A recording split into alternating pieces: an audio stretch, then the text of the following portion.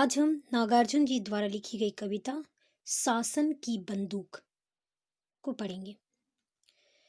शासन की बंदूक कविता में कवि ने जो है अपनी ये जो बिगड़ी हुई राज शासन व्यवस्था है या फिर राजनीतिक के में जितने भी ऊंच नीच हो रहे हैं उन सभी को चुनौती देने का प्रयत्न किया है।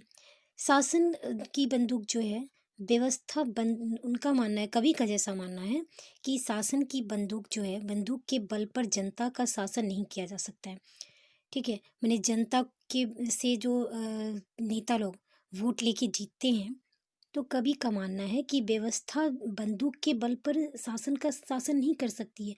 जीत तो सकती है, वो अपनी वोट के बल पे जनता से जीत सकती है, लेकिन क्या है कि अपने आपकी जो शासन व्यवस्था की जो बंदूक है उसके बल पे उस पे शासन नहीं किया जा सकता है। जनता के प्रतिरोध के सामने कवि का मानना है कि बंदूक की ताकत भी फीकी पड़ जाती है। ठीक है, जनता में जो है एक आत्मविश्वास और उनका जो एक युग पूरे उनका विरोध जो है वो किसी भी शासक के लिए भारी पड़ सकती है। नागार्जुन जी द्वारा लिखी गई कविता में राजनीतिक कविता में जो है संघर्ष, विद्रोह और जनता की जय में विश्वास मिलता है। उनका मानना है कि जनता ही सब कुछ है। शासन को चाहे जितनी भी बागडोर मिल जाए, जितनी भी उनकी मतलब सुविधा मिल जाए, लेकिन फिर भी वो सामान्य जनता के आगे फीके ही पड़ जाते हैं, झुक ही जाते हैं। तो उसी की व्याख्या उन्होंने अपनी इस कविता में शासन की बंदूक में किया है। तो शुरू करते हैं। खड़ी हो गई चापकर कंकालों की हुक, नभ में विपुल विराट सी शासन की बंदूक। उस हिटलरी गुमान पर सभी रहे हैं थूक, जिनमें कानी हो गई शासन की बंदूक। कवि का कहना है कि ये जो शासन व्यवस्था है वो एक कंकालों की हुक की भांति जो सामान्य जनता के ऊपर हावी बनी हुई है और उस पे अपना जो बल आजमा रही है, जोर डाल रही है, ये जो है और अपनी झूठी जो शान शौकत में एक बंदूक की भांति अपनी गुंजन चारों ओर फैला रही है, उसका कोई मोल नहीं है। उस हिटलरी गुमान पर सभी रहे थे थूक, जिसमें कानी हो गई शासन की बंदूक। माने ऐसे गुमान पर जो शासन व्यवस्था है या राजनीतिक है, इसमें जो ऐसी शासन व्यवस्था है उस और वो हिटलर की तरह गुमान है। हिटलर जिसे सभी जानते हैं, जिसने कि अपने ताकत पे अपने बल का प्रयोग करके हर पूरे दुनिया पे काबू पाना चाहा था।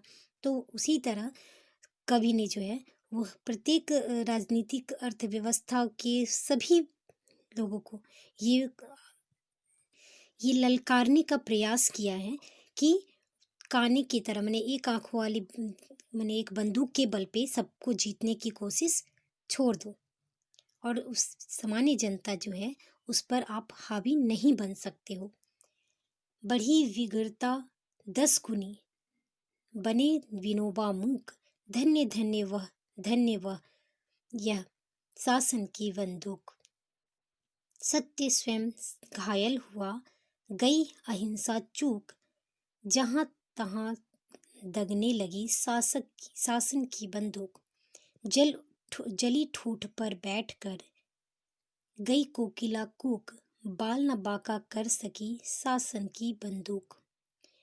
अब कभी जो है उन शासन व्यवस्था को, जो बिगड़ी हुई शासन व्यवस्था है और राजनीतिक अर्थव्यवस्था है, उस पे कटाक्ष करते हुए कहते हैं कि जितना भी तुम अपनी मतलब ताव दिखा लो, बंदूक की तरह धमकाना सीख लो, जो भी कर लो, लेकिन तुम उस सामान्य जनता से नहीं जीत सकते हो।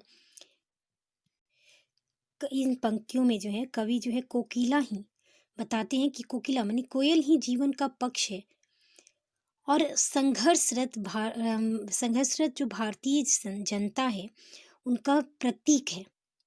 तो इन सब पे नागार्जुन जो है अपनी सारी संवेदना को न्यौछावर करते हुए यह व्यक्त करते हैं कि उस सामान्य जनता को इतना छोटा नहीं समझो और अपनी ताव को, अपनी जो शासन, अपनी जो पावर है उन सबको इतना ऊँचा मत समझो। उनका विरोध करते हुए वे कहते हैं कि सत्य स्वयं घायल हुआ, मतलब सत्य जो ये है खुद ही रुक गया, और अहिंसा गई चूक, मतलब ये सारी का कोई मोल तोल नहीं है। उन शासन व्यवस्था के राजनीतिक लोगों पे कटाक्ष किया है कि सत्य और अहिंसा से तो चूक गए हैं, मैंने भूल चुके हैं, और स्वयं तनने लगी शासन, और केवल शासन की बंदूक मैंने अपनी ताकत, अपने पावर का जो है बल प्रयोग करके वे जीतने का प्रयास कर रहे हैं, और बार बार करने का प्रयास कर रहे हैं कि धन्य है वो शासन की बंदूक। मतलब इतनी सारी क्रूरता, इतनी सारी निर्दयता, इतनी सारी जो मतलब विपरीत परिस्थिति में भी जो ऐसा अव्यवस्थित शासन व्यवस्था है, उन सब को वे विरोध करते हुए कहते हैं कि इस शासन की बंदूक, तुम धन्य हो, मतलब तुम महान हो, इतना सब कुछ करने के बाद भी तुम महान हो, ताकि तुम अपनी जो जनता की जो ताकत है उसको नहीं समझ पा रहे हो। तो इस कविता के माध्यम से कवि ने जो है शासन व्यवस्था पे कटाक्ष चोट करते हुए एक व्यंग्यात्मक कविता की तरह लिखने का प्रयास किया है। तो हमारे ये कविता यहीं समाप्त होता है। अगर आपको ये कविता अच्छा लगा तो कमेंट बॉक्स पे लिखना ना भूलें। धन्यवाद।